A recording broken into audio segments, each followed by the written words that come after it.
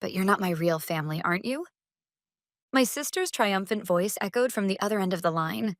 With that single sentence, something inside me was completely severed.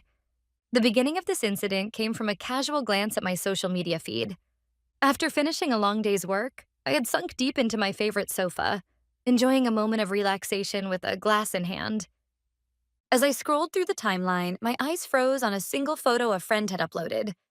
It showed an elegant wedding invitation, printed on glossy pearl paper, the couple's names embossed in gold, luxurious in every sense. And the bride's name engraved there was my sister, Olivia. Olivia, congratulations on your engagement. Thank you for such a beautiful invitation. I can't wait for the wedding. That message from a friend was followed by a flood of cheerful comments. Congratulations. Can't wait to see your dress. A chorus of joy echoing through the screen. But in stark contrast to that festive scene, my heart began to pound with an uneasy rhythm, because that invitation had never arrived for me.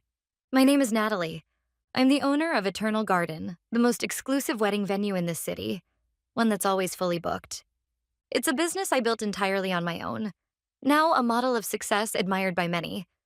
I've produced countless weddings, helping couples celebrate the most radiant moments of their lives. And yet, I might not be invited to my own sister's wedding. A few months ago, Olivia told me she was getting married. Right after I congratulated her, she pleaded, "Could you use your connections to reserve that famous hotel for me?" Using my professional network, I managed to secure the reservation, something normally impossible. And yet, nothing has arrived for me since. Was the mail delayed? Or was Olivia planning to hand it to me personally? I ran through every possibility in my mind, but experience whispered the harshest truth. I put down my glass and picked up my smartphone. I dialed Olivia's number. After a few rings, her bright, slightly surprised voice answered. "Oh, Natalie? What's up? It's kind of late." I took a deep breath and forced my tone to stay calm. "Olivia, how's the wedding preparation going?" Her voice rose another octave, sparkling with excitement. "Yes, of course.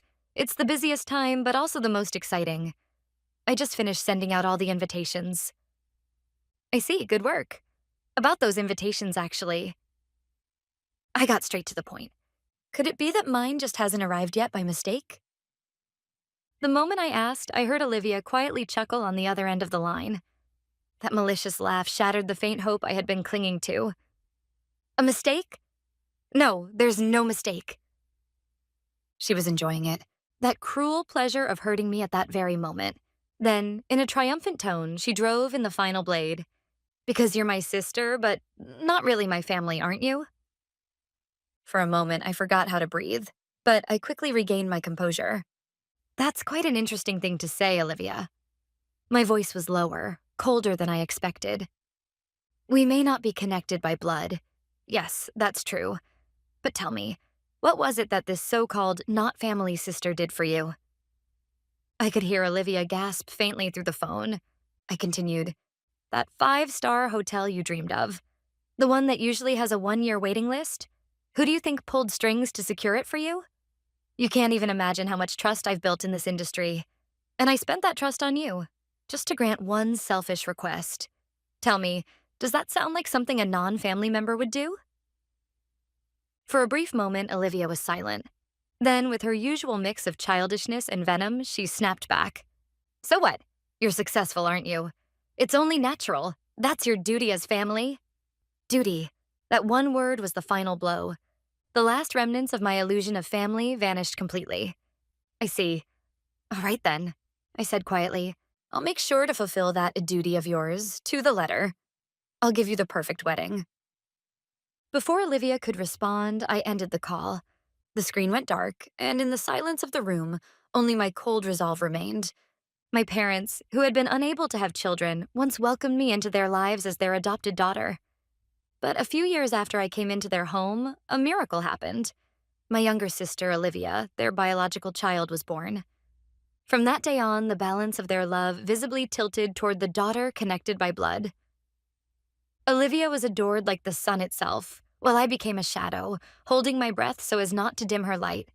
Yet that lonely environment nurtured my independence and gave me the strength to carve my own path without relying on anyone.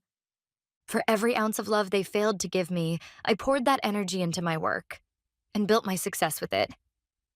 A part of me wanted to believe that this was all Olivia's selfish decision alone, and so I needed to confirm with my own hands whether my parents knew the truth. I pulled up my mother's number. "Hello, Mom? I have something to ask about Olivia's wedding." I got straight to the point.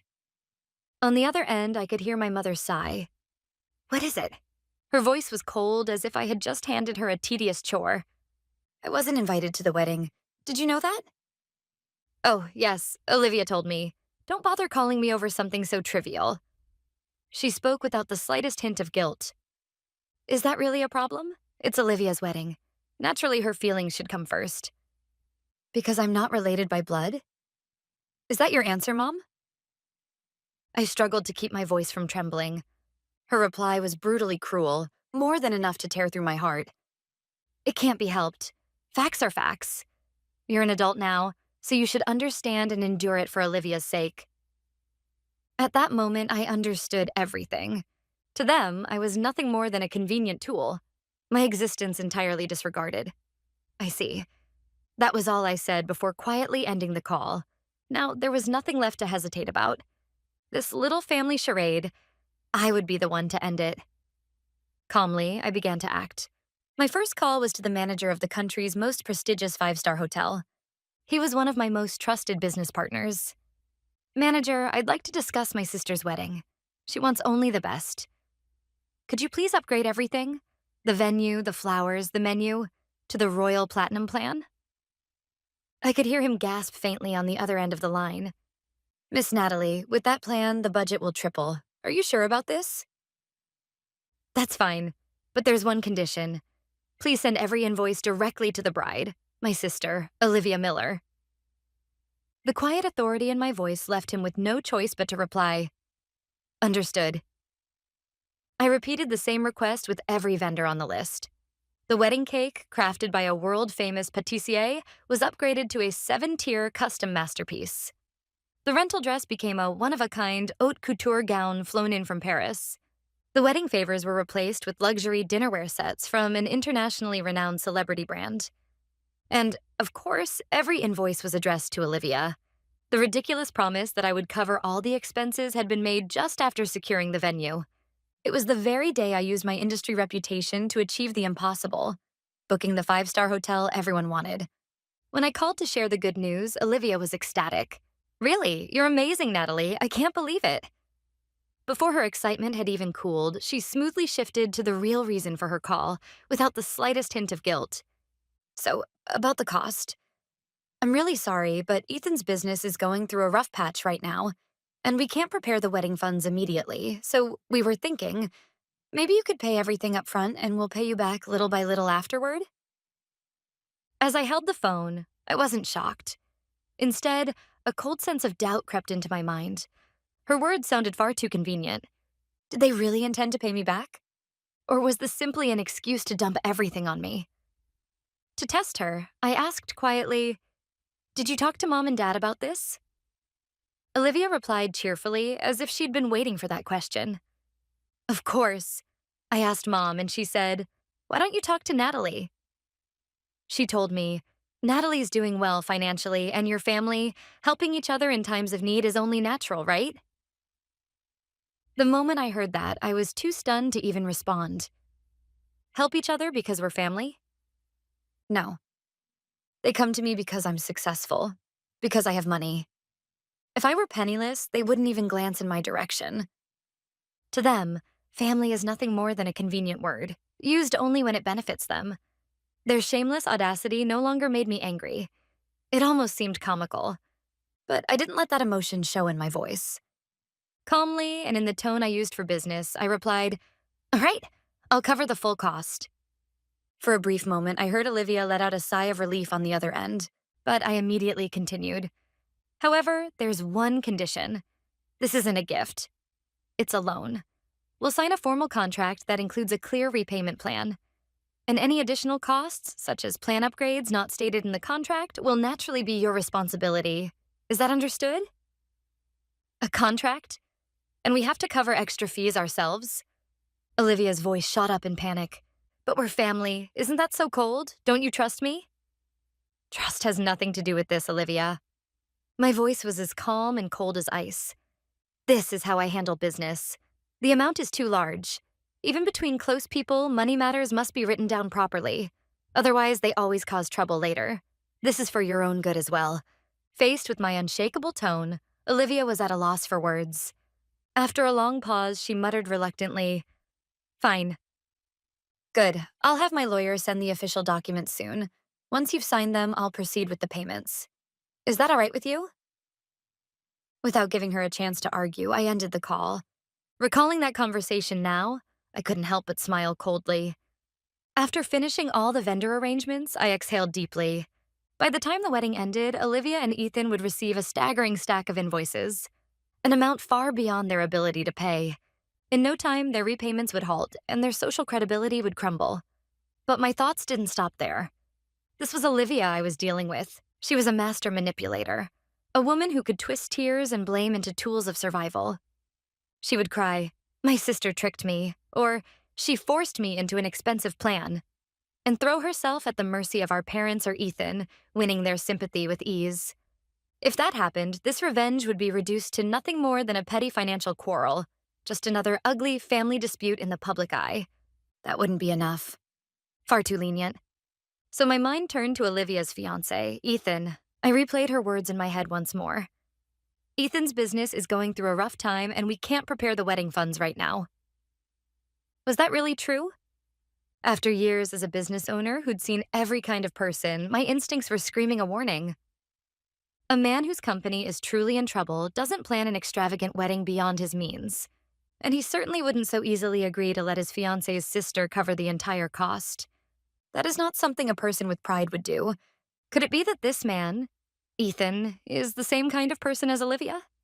Someone who parasitizes others and feels no pain in exploiting their goodwill. Or perhaps something worse. He might have approached Olivia with my assets as his true target. I recalled the contract I had made Olivia promise to sign. This is not a gift, but a loan. Yes, this was business. It was the same as my company lending a massive sum to a joint venture called Olivia and Ethan. If so, conducting a credit check on the borrowers was nothing more than standard risk management for an owner. I reminded myself of this. This was legitimate due diligence to protect the precious assets I had built. I would determine whether the other party was worthy of trust. If it turned out that Ethan was sincere and conscientious, I would end this plan with nothing more than a financial blow. Perhaps, in some small corner of my heart, I had been hoping that the man my sister chose would be a decent human being. From my smartphone's contacts, I pulled up a certain number. It was the number of the head of an investigative firm I trusted completely for corporate disputes and background checks. "This is Natalie. I need you to investigate someone urgently." In a steady voice, I requested a thorough inquiry into his career history, social connections, and above all, his relationships with women. Several days later, a thick envelope from the firm arrived at my office. Its heavy weight seemed to foretell the outcome already. The moment I broke the seal and skimmed the contents, my suspicion hardened into certainty. What I saw there was desire and deceit so foul that even the word vile felt too gentle. By the time I turned the first page of the report, the gossamer thin hope that the man my sister had chosen might be decent snapped cleanly. While dating Olivia, Ethan had, at the same time, maintained serious relationships with two other women. At least two that could be confirmed.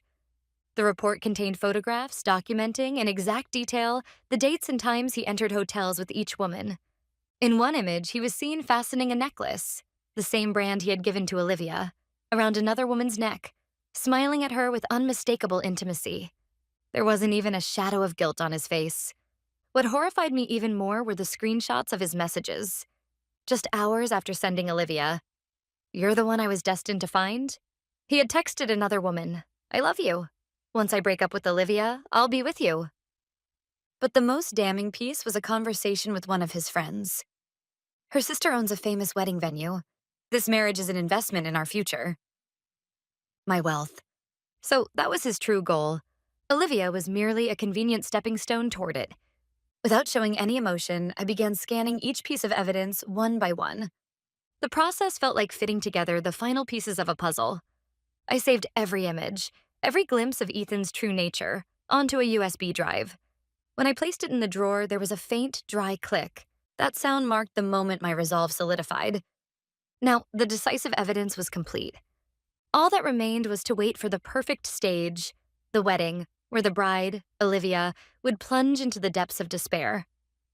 A week before the ceremony, I clutched the small USB drive and knocked on Haley's door. She had been my closest friend since childhood and now worked as a director at a company specializing in audiovisual systems. By a fortunate coincidence, her firm was in charge of managing the visual and sound systems at the five-star hotel where Olivia's wedding would take place. She was the only person who truly knew how I had been treated in that so-called family that never shared my blood. When Haley opened the door and saw the tension in my expression, she seemed to understand everything without a single word. She quietly ushered me into the living room. "The big day's coming next week. Are you sure you're ready for this?" Offering me a cup of warm herbal tea, Haley looked straight into my eyes. I nodded slowly and placed the USB drive on the table. "There's something I need you to do. I want you to replace the video that will be played that day with what's on this." Haley glanced briefly at the small memory stick, but didn't ask about its contents. "It's my little congratulatory message for Olivia." At my icy joke, she drew in a quiet breath, then clasped my hand tightly. "All right. If this is what you've decided, I'll see it through with you to the end." The warmth of her hand and the unwavering strength in her eyes were all I needed. There was a genuine bond there, something that had never existed within my false family. The day of the wedding arrived. The grand ballroom of the five-star hotel was filled with pure white flowers and glittering crystal chandeliers, no doubt resembling a scene straight out of a fairy tale. The star of the day, Olivia, must have been glowing in the haute couture gown I had arranged for her, worth millions, soaking in the admiration of the guests with a radiant smile. My parents, too, were surely beaming with pride at the sight of their beloved daughter's shining moment. They had no idea that the ground beneath them had already begun to crumble. I wasn't at the venue, of course. I hadn't been invited. But every moment unfolding there was projected clearly onto the monitor in my office. Haley, who had full control over the venue's audiovisual system, had installed a small hidden camera under the guise of a system check, allowing me to witness the entire farce in real time. The ceremony proceeded smoothly, and soon it was time to play the video introducing how the bride and groom had met. The lights dimmed, and everyone waited expectantly for a sweet, heartwarming montage to begin. But instead, the screen lit up with a crystal-clear photograph of the groom, Ethan, entering a hotel with another woman on his arm. The entire hall froze in an instant. A wave of whispers rippled through the air. The color drained from Olivia's face, and my father shouted, "What is the meaning of this?" But the nightmare was only beginning. The images continued to change. Ethan kissing one woman, then another. Then came screenshots of his messages. "I love you. Once I leave Olivia, I'll be with you." Olivia let out a piercing scream and collapsed to the floor. Ethan's face turned deathly pale, and his parents trembled with rage. And then, at the very end, a voice echoed throughout the ballroom. My voice. It was the recording of the conversation I had secretly taped weeks earlier. "So, about the wedding expenses.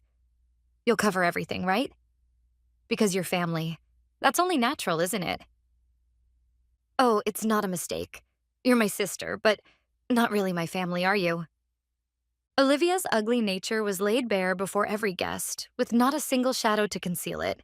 The hall that had moments ago been filled with laughter and applause was now smothered in cold silence, and the eyes that turned toward her were no longer warm with celebration, but heavy with disgust. My parents covered their faces, and Olivia could do nothing but sob uncontrollably. Beside her, Ethan's enraged parents shouted at the staff, "Get the manager! Who did this?" Those words were the final gong, the signal that this farce had reached its end. The guests understood that they could no longer remain there. One by one, they began to stand, awkwardly avoiding eye contact, and soon the wave of departures spread across the entire hall. They were no longer guests celebrating love, but unwilling witnesses to a scandal, whispering among themselves or casting contemptuous glances at the pitiful family as they hurried toward the exit. No one touched the lavish dishes that the chef had prepared with such pride, nor the beautifully decorated wedding cake that stood untouched like a monument to their downfall. Just minutes earlier, the family had stood at the height of happiness. Now they were reduced to a miserable spectacle, objects of pity, curiosity, and disdain. I watched it all quietly through my monitor, and as I did, I could feel the heavy lump that had weighed on my heart for years slowly melt away. Yes, this was the perfect wedding I had prepared for them, and the perfect new beginning for me. When the storm of vengeance had finally passed, a stunning silence surrounded me. That night, after the wedding had collapsed into chaos, my smartphone rang over and over again, shrill and desperate. The name Olivia flashed on the screen. I simply stared at the incoming call, my hand still.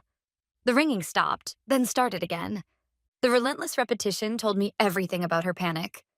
Eventually, the calls ceased, replaced by a single message. "You ruined my life. This is all your fault." I glanced coldly at the hysterical text, then closed the screen without replying. That was the last I ever heard from her. Weeks later, my parents appeared at my office without warning. They looked years older, their faces etched with despair. The moment they saw me, they nearly collapsed. "Natalie, please forgive us. We were wrong. All this time." My father's voice trembled, and my mother could do nothing but cry. Only after losing everything, and the financial support I had once provided, did they finally understand the magnitude of their mistakes. "We envied your success. We couldn't bring ourselves to love you as our real daughter. We were so wrong." My father's quivering apology, at least, sounded genuine, but their words no longer reached my heart. I wish I had heard those words sooner, but it's too late now. The day you told me I wasn't really family, that day, the bond between us was completely severed. When they tried to speak again, I raised my hand to stop them. "I'll accept your apology, but we're no longer family and I will never welcome you back into my life. Please leave, and don't ever appear before me again." Turning my back to them, I walked away without a single glance. Behind me, I could hear my mother's sobs, but they no longer stirred any pain inside me. Weeks later, my phone rang with a number I didn't recognize. When I answered, a frail voice came through. "Natalie?" It was Olivia, crying. Her engagement had, of course, been broken off. Ethan's affairs with multiple women had come to light. His parents had disowned him, and he had been cut off from all financial support. And now the mountain of unpaid wedding invoices had fallen squarely on Olivia's shoulders, leaving her on the brink of bankruptcy. She had turned to our parents for help, but without my financial support, they were barely managing to survive themselves. "Please, help me. You're all I have left." Those words, I had heard them so many times before, and every time I reached out my hand, but not anymore. "Help you? Of course. Here's some advice. Why don't you ask your real family? I'm not family, remember?" My voice was as cold as glass. Before she could respond, I ended the call and added her number to my blocked list. That was the end, completely and finally. After that, I was free from the burden of a false family. I devoted myself to my business, surrounded by people who truly valued me. Eternal Garden thrived more than ever, celebrating the joyous beginnings of countless couples. And most importantly, Haley, my dearest friend and now business partner, stood beside me, a true family born not from blood, but from choice. The simple, quiet days I spent with her became the most precious treasure I had ever known. As for Olivia and my parents, I no longer wondered what became of them. I no longer needed to play a role in anyone else's story. For the first time, as the sole protagonist of my own life, I have finally welcomed my true spring.